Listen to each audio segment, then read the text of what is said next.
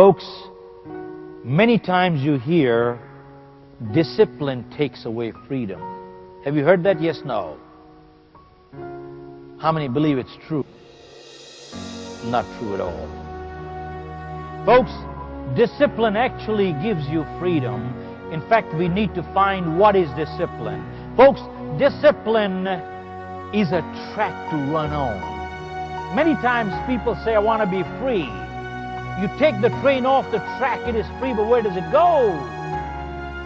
You take the steering wheel off the car, it is free, but where does it go? Nowhere. Discipline is a track to run on. This does not take away freedom. It actually gives you freedom. Anybody here who has a 2 or 3-year-old child? Raise your hand. 2 or 3-year-old child. Man, 3-year-old, 2-year-old? Yeah. Does your child love chocolates, man? Yeah. And if you took a nice big box of chocolate, would your child love it, man? Yeah. And the way kids are, when they like chocolates, they like to have the whole box in one go. Yes, ma'am. Yes, ma'am. True? And let me ask you, if you let your child have the whole box in one go, what will happen? Your child will fall sick. But if you discipline your child to have 2 or 3 every day, they would enjoy it and stay in good health longer. Am I right? Did discipline take away or give freedom? Give freedom. 2, if you could drive on any side of the road anytime, you think you'd get home? No. But if we follow the discipline of the traffic law, we'd get home a lot faster. Yes, no. So discipline does not take away freedom. Folks, it actually gives you freedom. We need to learn from the animal kingdom, folks. Many times you got to be unkind to be kind. All medicine is not sweet, but you got to have it. All surgery is not painless, but you got to take it. Nature teaches us a lot. We all have seen that big animal, the mama giraffe, 20 feet tall. A mama giraffe gives birth to a baby giraffe standing. Too tall it can't sit. All of a sudden, the baby plops down from mama's cushion and falls down on earth. Bang. Baby is weak and wobbly, can't get up. What does first thing mama do? Mama goes right behind the baby, takes a little head start, and comes and gives one kick. And the baby jumps up. I'm sure giraffe kicks must be pretty hard. I haven't had it. But the baby jumps up. But the legs are weak and wobbly, the baby falls down again. Mama goes behind and again gives one more kick. And the baby jumps up again, but the legs are weak and wobbly, the baby falls down again. And mama goes behind and again gives one more kick. Mama keeps kicking till the baby is able to get on its feet. Why? Because mama realizes that the only chance of survival for the baby in the jungle is to get on its feet. Otherwise, they would be what? Yeah, they would be eaten up by the predators. The question is this an act of love? Yes, no. Folks, discipline is an act of love. Parenting and leadership is not a popularity contest. Parenting and leadership is not a popularity contest. It is an act of love. Sometimes you got to be unkind to be kind. I'll share with you a little poem. In fact, one time, a judge convicted a robber and asked him, do you want anything to say? He said, yep. Send my parents to jail too. He said, why? He said, when I was a little boy, I stole a pencil from the school. My parents knew about it, never said a word. Then I stole a pen. They knew about it, never said a word. And then I started stealing other things. Never said a word. Gradually, I started stealing in my neighborhood. And here I am. If anybody belongs in the jail, my parents knew too. Folks, that does not absolve him of his own responsibility. But the question is, did the parents do their job right? Yes, no. Folks, parenting is not a popularity contest. I want to share with you a poem I came across, and I don't know again who the author is, but let me share. A parent says, when my children are old enough to understand the logic that motivates a parent, I will tell them, I love you enough. I loved you enough to ask you where you were going, with whom, and what time would you be back home. I loved you enough to make you take a chocolate back to the drugstore, even with a bite in it, and tell the storekeeper, I stole it yesterday. I am here to pay for it today. I loved you enough to let you save your own money to buy a bicycle, even though I could afford to buy you one. I loved you enough to stand over you for 2 hours to get your room cleaned, and act that would have taken me only 15 minutes. I loved you enough to let you see tears, anger, and disappointment in my eyes. Children must learn parents are not perfect either. Do you know of any perfect set of parents, folks? There are none in this world. I loved you enough to let you accept responsibilities for your actions, even though the penalties were so harsh that they broke my heart.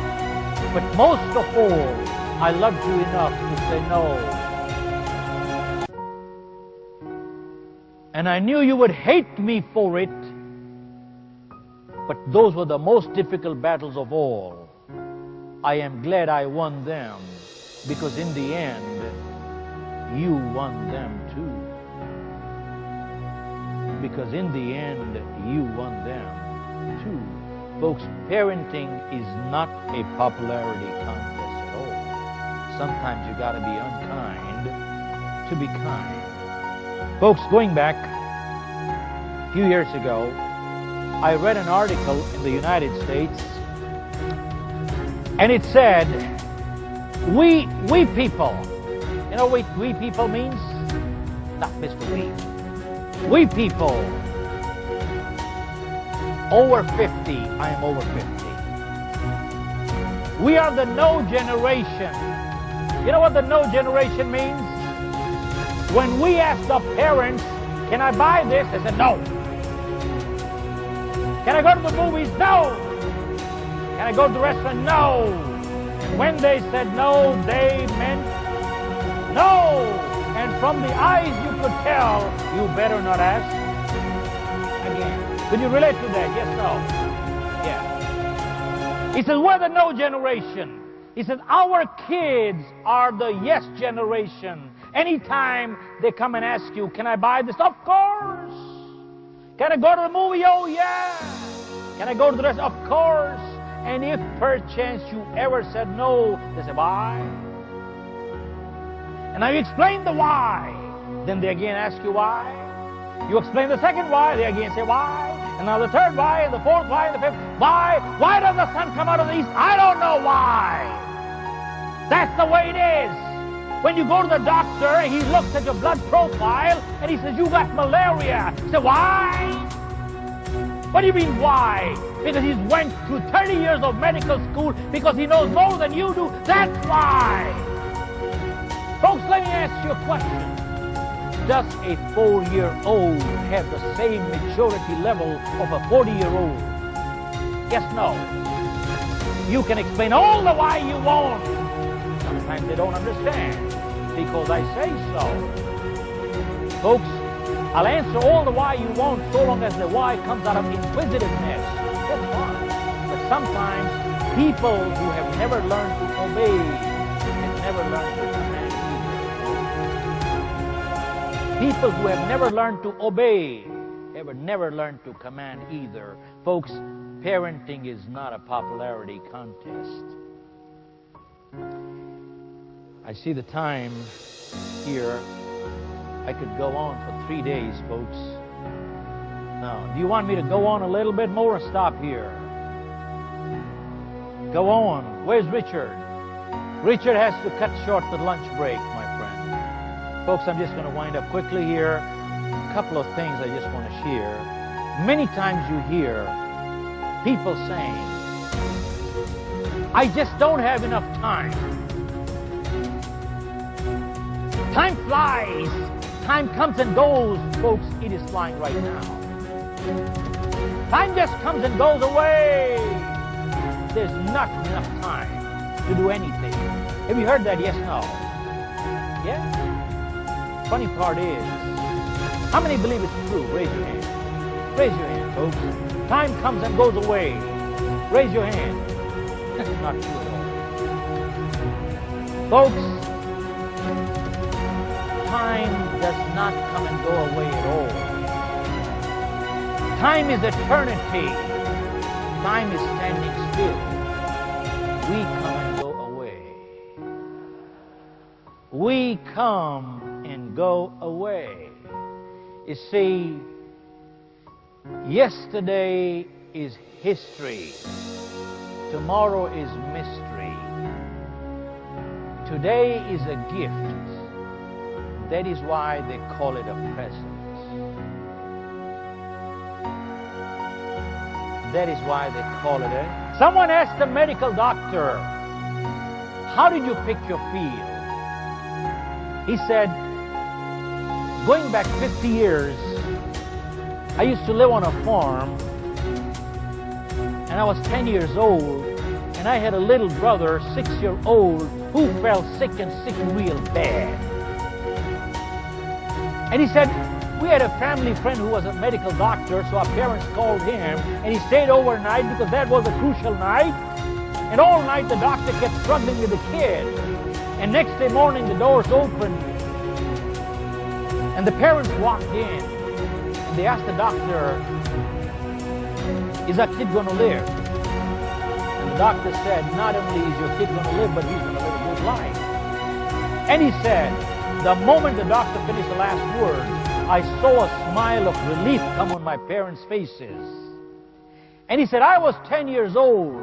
And he said, the moment I saw the smile of relief on my parents' faces, that's the time I made up my mind. I will be a medical doctor who puts smiles on people's faces.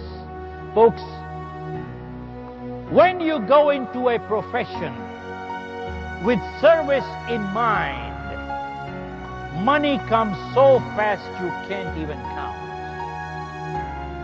But when you go into a profession only to make a buck and not to serve, it does not come. And if it does, it is short-lived. And if it is not short-lived, it gets you no goodwill anywhere. And if you got all the money in the world and no goodwill, is it worth having? Yes, no. And folks, the other day I heard a speaker saying that there was a study conducted on lottery millionaires, and they said within 2 to 5 years, close to 90% of lottery millionaires were broke back again. Isn't that sad? So what business are you in, sir? You are not in the sales business. You are in the business of putting smiles on people's faces. So am I, so are you. Everybody is in the same business of putting smiles on people's faces. Folks, let me ask you a question. If everybody in your organization started realizing this little philosophy that we are in the business of putting smiles on people's faces, what would happen to productivity? What would happen to productivity, folks? Go up. But isn't that what we want? Yes, no. Folks, when a person says, I am good because I don't steal, cheat, lie, that's not true. If they don't cheat, it only means you're not a cheat, but that does not make a person good. If a person does not tell lies, It only means they're not a liar, but that does not make a person good. And when they say, I don't steal, it only means you're not a thief, but that does not make a person good. Folks, go ask a doctor. Absence of ill health does not mean good health. Similarly, absence of fault does not make a person good. A person becomes good when they actually do good.